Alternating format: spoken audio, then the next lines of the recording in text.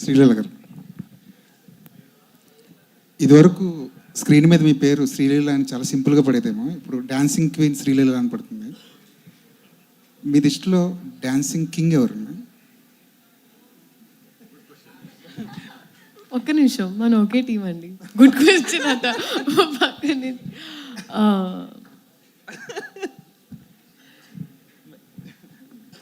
మెల్లిగా questions wise పెనం heat ఎక్కుతుంది. అప్పుడే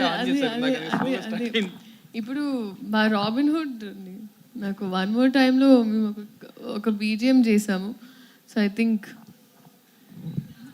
నిన్ను అడిగింది నీకు డాన్సింగ్ కింగ్ ఎవరు మామూలుగా హీరోల్లో, అంతేనా అండి?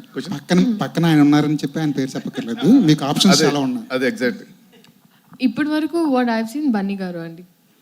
బన్నీ గారు ఇస్ డాన్సింగ్, అందుకే ఆ కాంబినేషన్ అలా.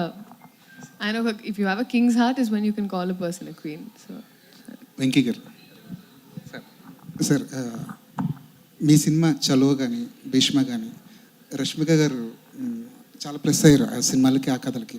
ఈ సినిమా కూడా స్టార్టింగ్ రష్మిక గారిని తీసుకున్నారు.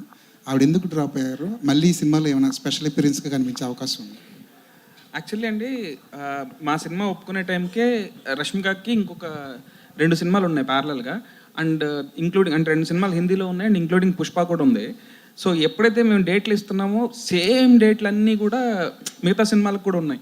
సో ఇక అసలు అందరూ ఎట్లా ఉంటుందంటే ఇక 2 డేస్కి లేదా 3 డేస్కి షెడ్యూల్స్ ప్లాన్ చేసుకోలేక అది ఎవరికి ఫీజిబుల్ కాదని చెప్పి, సో ఈ సినిమా వరకు ఓకే డ్రాప్ అవుదాం అని అనుకున్నామండి. స్పెషల్ అపియరెన్స్కి అసలు స్కోప్ లేదు ఈ సినిమాలో. సో దీంట్లో అయితే ఏం లేదండి. వెంకీ గారు, పుష్ప అనగానే డేవిడ్ వార్నర్ గారు గుర్తొస్తారు మనకి.